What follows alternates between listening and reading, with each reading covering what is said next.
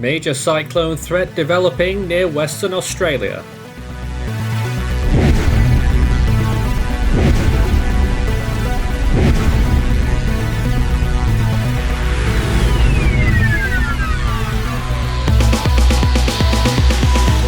A new system on the cusp of becoming a tropical cyclone may already be one. Of course, the JTWC have pressed the button and they have called it a tropical storm 17S.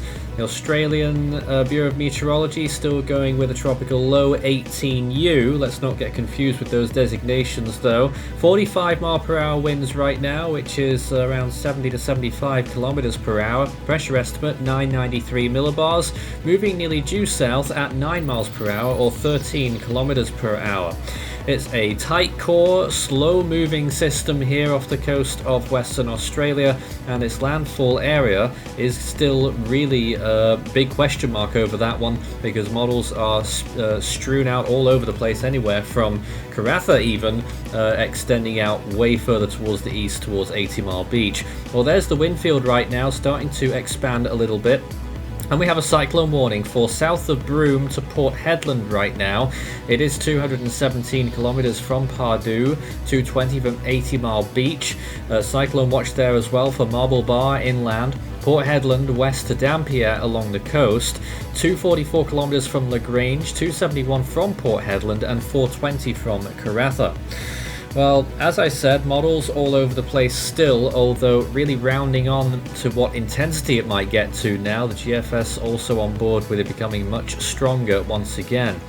So intensity estimates are increasing in both extent and confidence, but we are still mostly concerned about widespread flash flooding potentially, with rainfall of over 500 millimeters possible in some areas, particularly along the coast, but extending far inland as well. Significant possibility of that, and that the storm could move further west towards higher populations. That threat cannot be ignored. Well, here is our latest forecast, swinging southeastwards at first, but then hugging the coast a little bit and trawling along the west side there into the late week, making landfall somewhere near Port Hedland on our forecast, and then moving inland quite quickly over the weekend. So this system's going to be with us for quite some time. You'll see the other forecast projections from the agencies shortly. But right now, our estimate is pretty much in line with everyone else at this point. Bureau of Meteorology also acknowledging winds of 75 kilometers per hour, and the ADT satellite estimates also running with similar values, around 45 mile per hour winds. We also had an ASCAP pass earlier, which suggested at least 40 mile per hour winds, possibly 45 as well. So decent agreement all across the board as to how strong this storm currently is.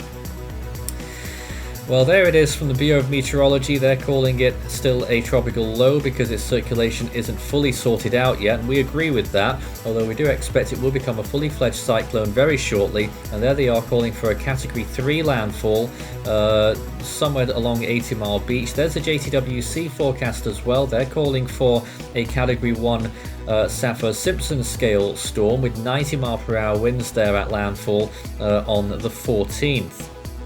Here's the latest GFS model though, and it really has revved up in its forecast and swinging out a little bit further towards the west before it moves inland. Obviously, the more time it spends out over the water, the higher the intensity potential is. And of course, with those very warm sea surface temperatures, that is quite significant. There it is again.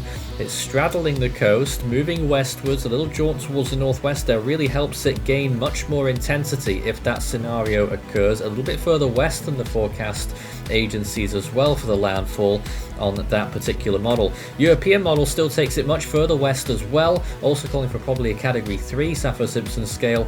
Icon model is also on board with that, at least it being a stronger storm. Ironically, for those who are familiar with the models, it's the Canadian one that is the weaker of the four main models, when usually they go the craziest, or in years gone by they did. Looking at rainfall, this is simulated radar reflectivity. You can see a big burst of rainfall moving inland from its band, and then the storm itself moving inland, sweeping towards the south, delivering significant rainfall totals almost towards the Perth region actually, so substantial rainfall amounts for those areas. But look at the actual totals, and if the GFS comes true, well, actually most of the heaviest rain will remain offshore, but still some of it will be piling onshore. But certainly if the storm did stall away from land, or stall anywhere, we could be looking at really high amounts of rainfall, getting up to in the 50s there in inches. In millimeters, that is well over 1,000, getting towards 1,500 millimeters. Along the coast, though, getting up towards 500 millimeters is a distinct possibility, and several places inland getting up to 250 millimeters. Marble Bar area towards the east of there, and looking towards the further south regions towards Perth, eventually getting up towards 50 to maybe 100 millimeters. Well, sea surface temperatures are also really helping. Because they are very warm, up towards 31 degrees Celsius, and of course very hot temperatures inland in this desert region, getting up towards around 42, maybe even 43 degrees Celsius, much inland, but in the immediate area near the coast, possibly into the high 30s, low 40s. Well, obviously that is not much of a surprise at this time of year, with it being a very hot part of Australia and in our peak season in terms of sea surface temperatures, so there is tons of energy in short for this storm. Well, there it is right now, really looking quite a picture, throwing up some massive convective cloud tops on satellite imagery. So looking good as we enter the nighttime hours there. It started that convective burst just before nightfall, and there it is on the infrared channel now.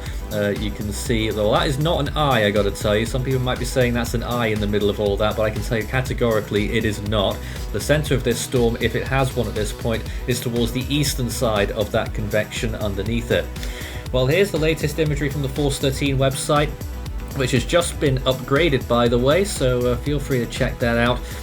All this latest imagery of this storm and all the others that are out there. Of course, 16P, also designated by the JTWC near New Caledonia, we're giving a 90% chance. But looking at this, really throwing up massive amounts of convection into the minus 90s at times, so tons of energy underneath that. Very high rainfall potential, certainly rapid rainfall potential, definitely. That's why we're worried very much so for flash flooding. Some of those cloud tops are very high areas moving onshore already as well, so we will be looking at some significant rainfall parameters on this one at this point. But north and eastern side looking pretty sheared. It's going to be struggling with that for a little bit longer, but I think this storm will be revving up very shortly and really will be accelerating, propelling itself upwards in the intensity charts. There's some rainfall imagery there showing that significant rainfall is already beginning along the coast.